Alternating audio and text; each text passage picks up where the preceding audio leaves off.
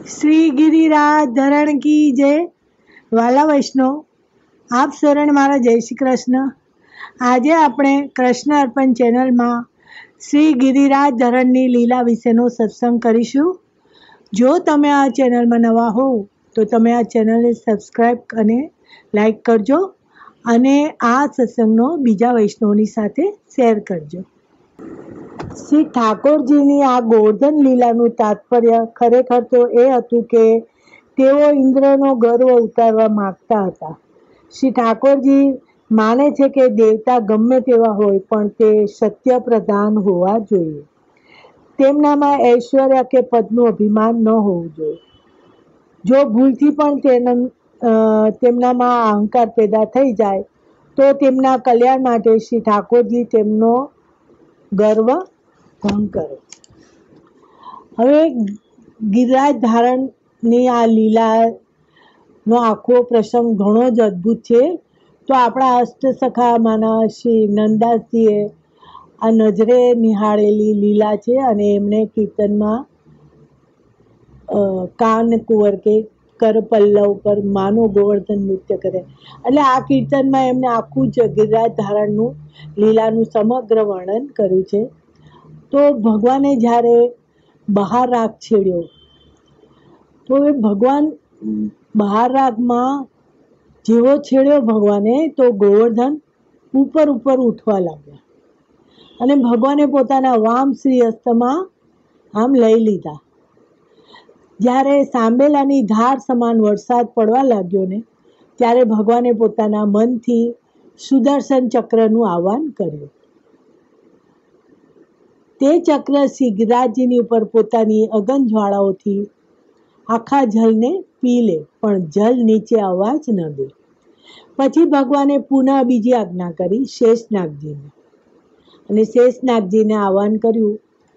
શેષનાગજી આજે સુદર્શન ચક્રની આજુબાજુથી જે પાણી જાય છે ને તે બીજું પાણી નીચે જશે તો શ્રી ગિરિરાજજીને ઓશ્રમ થશે અને ક્યાંક આ પર્વત કે હું જ્યાં ઊભો હતો તે ડૂબવા લાગશે. શેષનાગજી તરત જ પોતાના ફેણ ચડાવી બધું જળ પીવા લાગ્યા. આ વર્ણન શ્રી ભાગવતજીમાં નથી પણ ગર્ગ સંહિતામાં આનું વર્ણન છે. ભગવાન જે પર્વત પર ઊભા રહીને ગોવર્ધન ઉઠાવ્યો છે તે પર્વતને શ્રી ગિરિરાજજીએ પોતાના મસ્તક પર ધારણ કર્યો. એટલે ભગવાન કહે હવે આખી ધરતી ડૂબી જાય પણ આ નો હલવા દઉં. ભગવાન આ લીલા કરી રહ્યા છે. ત્યારબાદ ભગવાને બધાને કહ્યું કે હવે આ પર્વતની નીચે બધા આવી જાઓ. હવે ખાસ કરીને ગાયો ગોવાળિયાઓ બધાને લઈને આ પર્વતની નીચે આવી જજો. એકલા કોઈ આવતા નહીં. અને તમારા ઘરમાં જે પણ કિંમતી વસ્તુ હોય તે લઈને નીચે આવી જાઓ. પછી ભગવાન ઊભા થઈ ગયા. ત્યાં ગોવાળિયાઓ લાકડી લઈને દોડ્યા કારણ કે તેમના માટે કિંમતી તો તે હતું. શા માટે કિંમતી હતી લાકડી કે તો એ લોકો એમ માનતા હતા કે આપણો કૃષ્ણ તો નાનો છે તો એકલો આવડો મોટો પર્વત કેવી રીતે ઉપાડશે. આપણે પણ બધા ટેકો કરવા જઈએ. એમના મનમાં કૃષ્ણની સેવાનો ભાવ છે. જે દિવસે આ ભાવ આપણા મનમાં પણ આવી જાય ને તો તે દિવસે પણ તે આપણો પ્રભુ આપણો ગોવર્ધન પર્વત પણ ઉપાડી લેશે અને ઉપાડે જ છે. પણ આપણને આ વિશ્વાસ નથી. આપણે આપણા બે પગ પર ઊભા રહી શકતા નથી અને દુનિયાવાળાઓને એમ કહીએ છીએ કે હું મારું આખું ઘર તંત્ર ચલાવું છું. અરે આપણે શું ચલાવવાના છે? વિશ્વાસ ચલાવવાની આ આશ્રય લીલા છે. આપણે આશ્રય કેળવવાની જરૂર છે. અને પાછું યશોદાજીએ પણ કહ્યું, એક આનો રહસ્ય છે કે યશોદાજીએ કહ્યું કે એક રહસ્ય આ પ્રમાણેનો છે. नख पर गिरिवरली नो धार, कन्हैया मेरो बारो, कन्हैया मेरो बारो, कन्हैया मेरो छोटो, नख पर गिरिवरली नो धार, कन्हैया मेरो बारो। तो यशोदाजी કહે છે કે બધા જોર લગાવો, ગિરિવરમાં ખૂબ ભાર છે, મારો કનૈયો તો નાનો છે, તે કેવી રીતે ઉઠાવશે? જોર લગાવો, મારા લાલાની કલાઈ નરમ અને નાની છે અને કદાચ ક્યાંક મચકોડાઈ ન જાય, તો મારો લાલો એકલો ભાર કેમ ઉપાડે? તો કારણ કે મારો લાલો નાનો છે અને તેઓ એક યશોદા પણ એક માં છે, એટલે બાળકની ચિંતા જરૂર થવાની જ માને. તો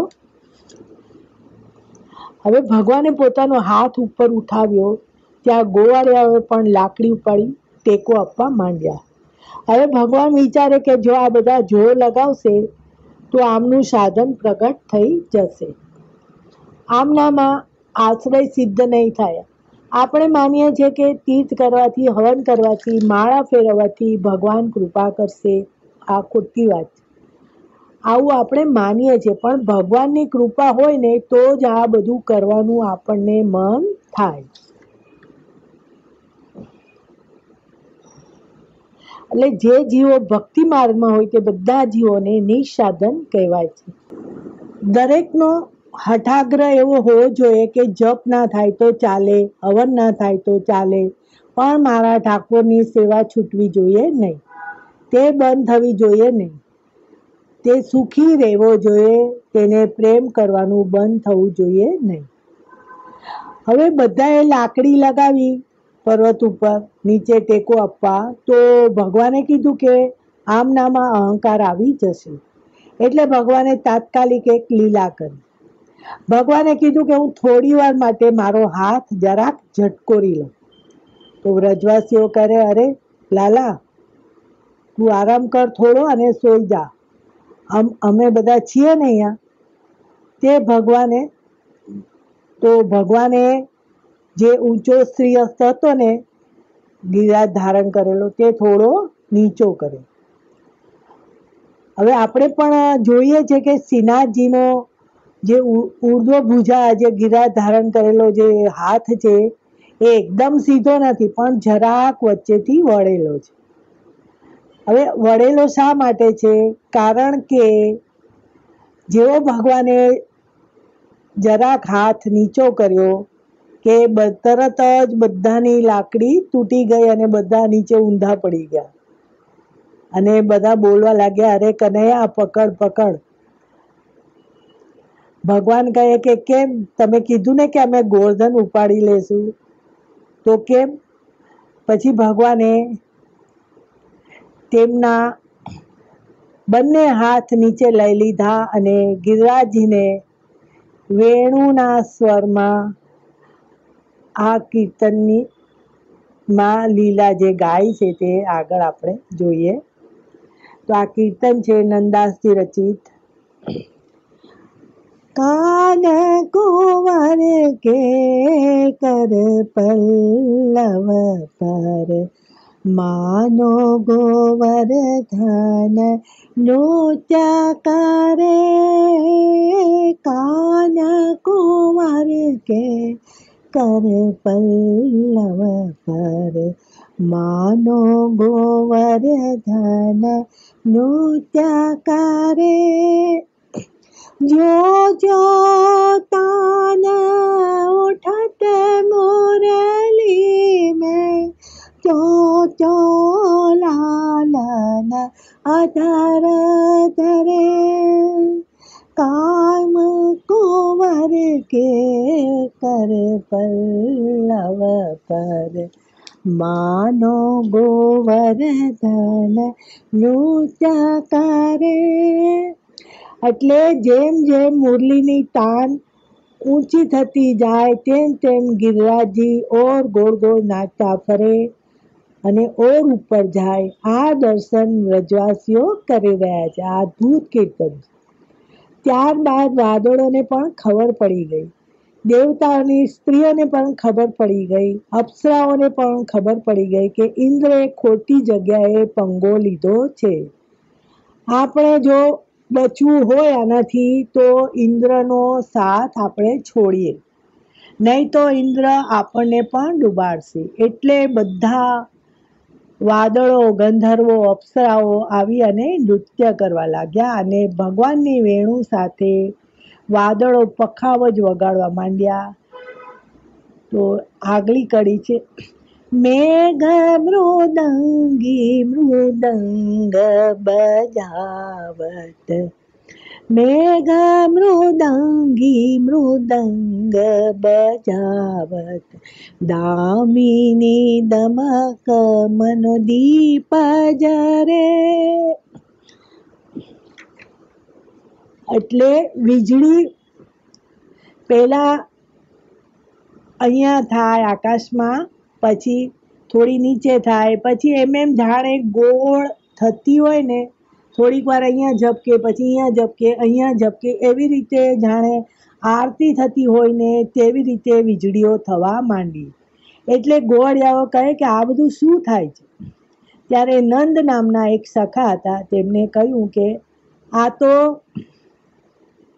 દેવતાઓની સ્ત્રીઓ આરતી કરે છે ગોવર્ધનનાથની. આ ગોવર્ધન દેવની તો આરતી થઈ રહી છે, હવે ઇન્દ્રનું કાંઈ ઉપજે નહીં. તો ગોવાળિયાઓ જોવા ગયા, ત્યાં ઇન્દ્ર એરાવત હાથી ઉપર બેસીને વ્રજને જોવા આવે છે કે વ્રજનું દર્શન મને હવે થશે, કે કેવું વ્રજ ડૂબી રહ્યું છે. તો પણ ઇન્દ્ર, હવે તો ઇન્દ્રની વેલ્યુ ખતમ થઈ ગઈ. ગોવાળિયાઓ પણ ઇન્દ્રને લલકારે છે કે આ નીચે આવ. અને એનું વર્ણન છે કે ગ્વાલ તાલ દેની કે ગાવે, ગ્વાલ તાલ દેની કે ગાવે, ગાયન के संग स्वर जू भरे, कान कुंवर के पर पल्लव पर, मानो गोवर्धन नृत्य करे. હવે ગોવાળિયાઓ ઇન્દ્રને લલકારે છે, એટલે કે ગ્વાલ તાલ દે. તાલ દે એટલે આપણે એલો તા થઈ એવો તાલ નહીં, પણ તાલ દે એટલે પડકારે, સામાવાળાને ચેલેન્જ આપે. કે કીર્તનમાં કહે છે ને, ગ્વાલ તાલ દે નીકે ગાવે. તો હવે કે તો ઉપર તો ક્યાંય પાણી કાંઈ દેખાતું નથી, ક્યાંય કિચન નથી. ગાયોએ પણ ચેલેન્જ આપી, અરે ઇન્દ્ર અમારા શિંગડાને તો પલાળીને તો જો. અરે અમારા ન પલાળે તો કાંઈ નહીં, પણ અમારા જે ગોસૂત નાના વાછરડા છે એના નાના નાના શિંગડાને પણ તું ભીંજવી ન શક્યો. તો ઇન્દ્ર કહે કે મારા વ્રજથી હું વજ્રથી ગોવર્ધનના ટુકડા કરી નાખું અને મારી વીજળીથી આ વિશ્વના નકશામાંથી આખું વ્રજ ખતમ કરી નાખું. હવે આ રીતે ઇન્દ્ર ખૂબ જ એનાથી બનતા પ્રયત્નો કરે છે, પણ એનું કશું જોર ચાલતું નથી. અને આખરે એની ભૂલ સમજાઈ જાય છે કે કારણ કે આટલે મુશળધાર વરસાદમાં ક્યાંય એક પાણીનો છાંટો દેખાતો નથી, એટલે એની ભૂલમાં એના મનમાં પસ્તાવો થાય છે અને એ ભગવાનને માફી માંગવા આવતો હોય છે.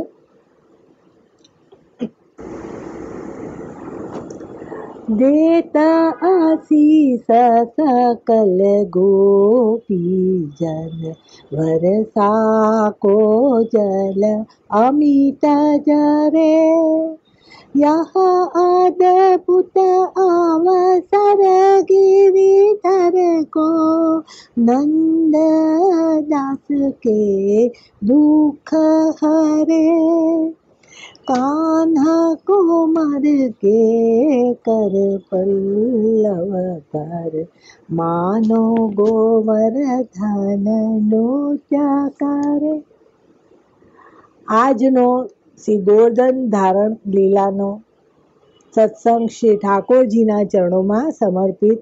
બોલો શ્રી વલ્લભાધીશ કી જય.